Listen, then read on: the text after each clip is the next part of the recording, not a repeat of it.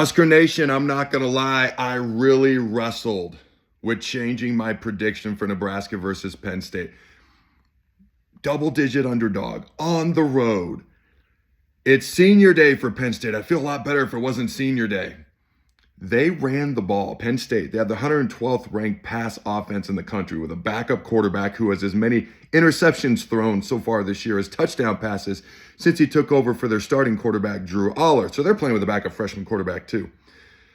But they ran the ball over 50 times last week.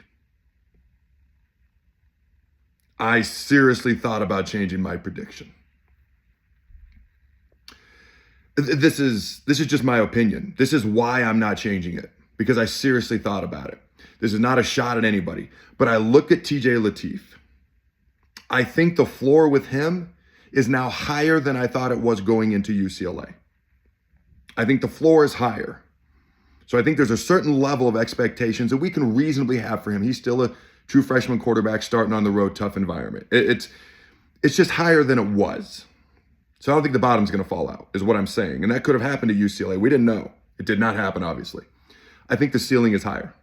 I think the ceiling for our offense, and this is where I say it's not a shot at anybody, I just personally feel like what he can do with his legs, how quick and decisive he was versus UCLA, if he can continue that versus a much better Penn State team on the road on senior day, who's going to try to control the clock and run the ball, I feel like our offensive ceiling is higher.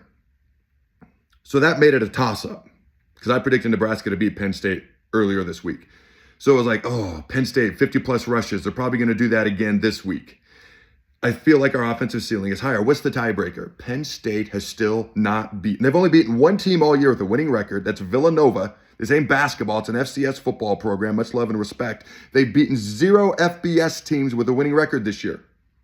Are we going to be the first FBS team they beat with a winning record? To me, that was the tiebreaker. I'm not going to lie. This game is so wildly unpredictable. There's going to be a lot of emotions from Penn State early on. We tend to start fast. Who's going to be the better second half team? Do their emotions carry for 4 quarters? Are we the better second half team? We haven't always been. We always seem to start fast, but they're going to come out with emotions. How do we respond early? We should be fresh. I mean, they played number 1, number 2 team in the country in the past 2 to 3 to 4 weeks. We're off a bye. Who's the better second half team? That's the key to the game. I just refuse to believe we're going to be the first FBS team with a winning record they beat. Do you agree? Smash the like button if you do. Comment if you don't. Go Big Red.